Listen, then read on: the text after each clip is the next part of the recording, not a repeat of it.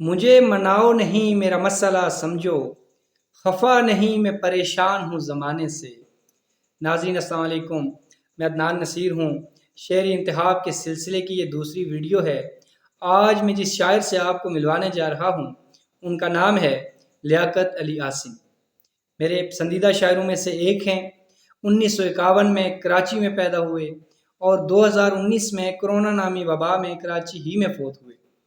8 شعری مجموعے ہیں، 2 90 کی دہائی سے پہلے شائع ہوئے، ایک شعری مجموعہ 90 کی دہائی میں آیا اور بقیہ 2000 کے بعد منظر عام پر آئے۔ 7 شعری مجموعوں پر مشتمل کلیات یک جان کے نام سے شائع ہوئی اور 8واں شعری مجموعہ ان کی موت سے کچھ وقت قبل 2019 میں منظر عام پر آیا۔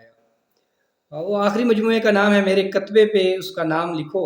یہ میرے پاس موجود ہے اور اس میں سے بھی میں آپ کو کچھ شاعری سناؤں گا۔ 5 غزلیں ان کی میں نے سنانی ہیں آپ کو۔ لیاقت علی عاصم روایت کے تناور درخت سے نکلتی ہوئی ایک تازہ شاخ ہے۔ ان کا شمار ان شعراء میں ہوتا ہے جو عوام کے دلوں کو چھو کر خواص کی توجہ حاصل کرتے ہیں، روایت سے شعر کہنے کا سلیقہ سیکھتے ہیں اور اپنے عہد کے موضوعات کو غزل میں برتنے کی مہارت رکھتے ہیں اور یہ ہنر جانتے ہیں۔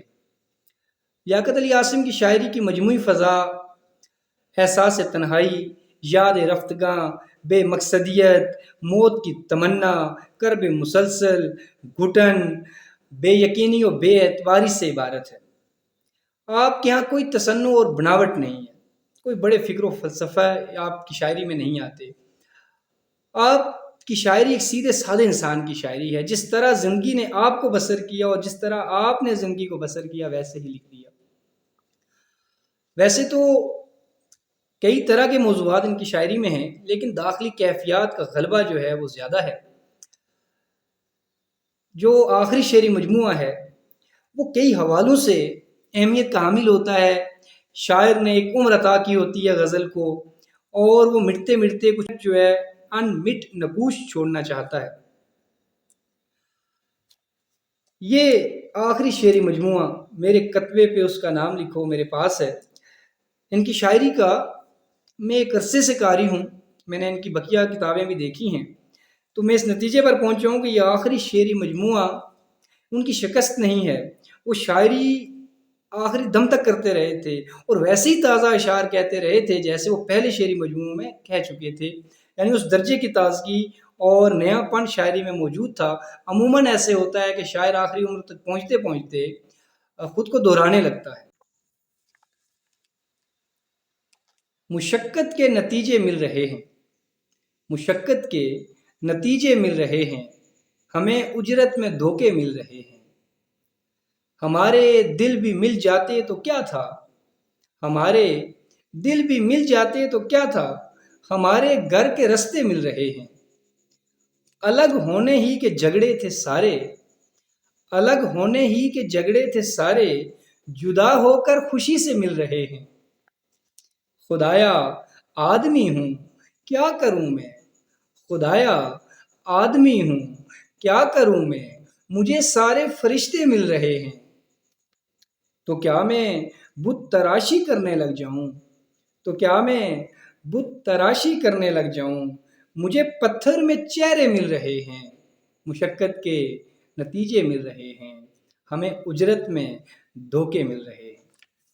اسی شعری مجموعے سے ایک اور غزل، دن پہ افسوس ہوا رات پہ رونا آیا، دن پہ افسوس ہوا رات پہ رونا آیا، پھر تسلسل برے حالات پہ رونا آیا، دور تک ساتھ چلا ایک سگے آوارہ، آج تنہائی کی اوقات پہ رونا آیا۔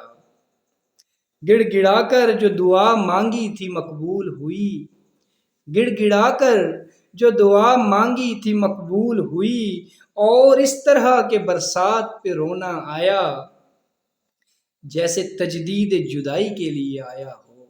مصرع دیکھیے، جیسے تجدید جدائی کے لیے آیا ہو، یوں ملا وہ کہ ملاقات پہ رونا آیا۔ ایک تو رونا لگا رہتا ہے اس پر عاصم، ایک تو رونا لگا رہتا ہے اس پر عاصم، سوچتے رہنا کہ کس بات پہ رونا آیا، دن پہ افسوس ہوا رات پہ رونا آیا، پھر تسلسل برے حالات پہ رونا آیا۔ کتاب کو رکھتے ہیں اور دوسری غزلوں کی طرف چلتے ہیں جو ان کے اس مجموعے سے پہلے کے شعری مجموعوں پہ سامنے آئی ہے۔ کیسی مہک کہاں کا کوئی پھول باغ میں، بس رنگ بے وفائی ہے مقبول باغ میں۔ کہاں کیسی مہک کہاں کا کوئی پھول باغ میں، بس رنگ بے وفائی ہے مقبول باغ میں۔ آنکھوں پہ ہاتھ رکھ کے نکلنا پڑا مجھے، آنکھوں پہ ہاتھ رکھ کے نکلنا پڑا مجھے، ایک یاد نے اڑائی بہت دور باغ میں۔ آنکھوں پہ ہاتھ رکھ کے نکلنا پڑا مجھے، ایک یاد نے اڑائی بہت دور باغ میں۔ تتلی کو ڈلتے دیکھنا جگنوں کے روپ میں، تتلی کو ڈلتے دیکھنا جگنوں کے روپ میں، میرا یہی ہے روز کا معمول باغ میں۔ جانے وہ حسن تھا کہ ہوس تھی نگاہ میں، جانے وہ حسن تھا کہ ہوس تھی نگاہ میں، ہر چہرہ لگ رہا تھا مجھے پھول باغ میں۔ مقطع دیکھیے، عاصم رسالہ ہائے گلو برگ و بار دیکھ، عاصم رسالہ ہائے گلو برگ و بار دیکھ، قدرت نے کھول رکھا ہے اسکول باغ میں۔ کیسی مہک کہاں کا کوئی پھول باغ میں۔ غزل غزل وہی چہرہ دکھائی دیتا ہے، غزل غزل وہی چہرہ دکھائی دیتا ہے، سخن سخن وہی گویا دکھائی دیتا ہے۔ قبائے سرخ میں کیا ہے کہ دیکھتے رہیے، قبائے سرخ میں کیا ہے کہ دیکھتے رہیے، وہ ہر لباس میں اچھا دکھائی دیتا ہے۔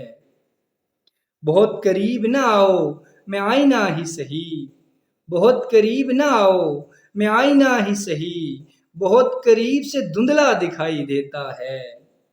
یہ کیا ستم ہے کہ بستی کے ایک ہی گھر میں، یہ کیا ستم ہے کہ بستی کے ایک ہی گھر میں کئی گھروں کا اجالا دکھائی دیتا ہے۔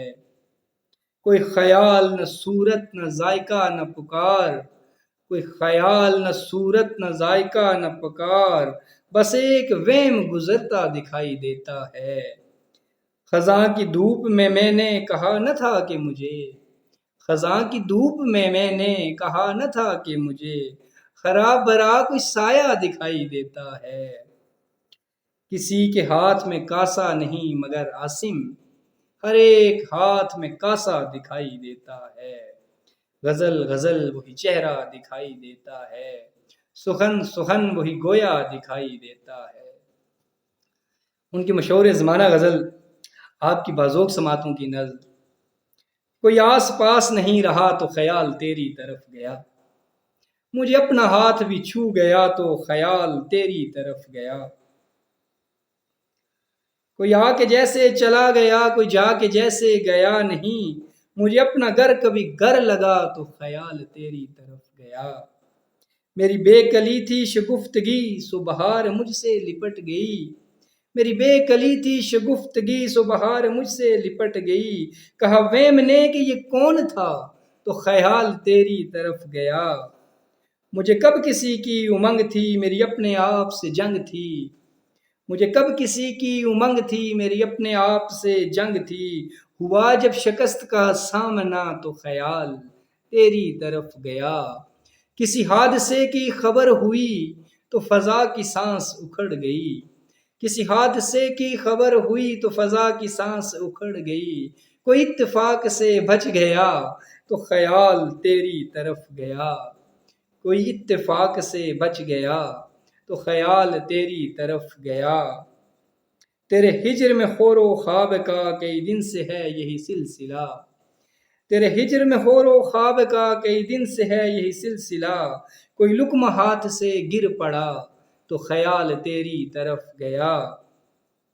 میرے اختیار کی شدتیں میری دسترس سے نکل گئیں، میرے اختیار کی شدتیں میری دسترس سے نکل گئیں، کبھی تو بھی سامنے آ گیا تو خیال تیری طرف گیا، کوئی آس پاس نہیں رہا تو خیال تیری طرف گیا، مجھے اپنا ہاتھ بھی چھو گیا تو خیال تیری طرف گیا۔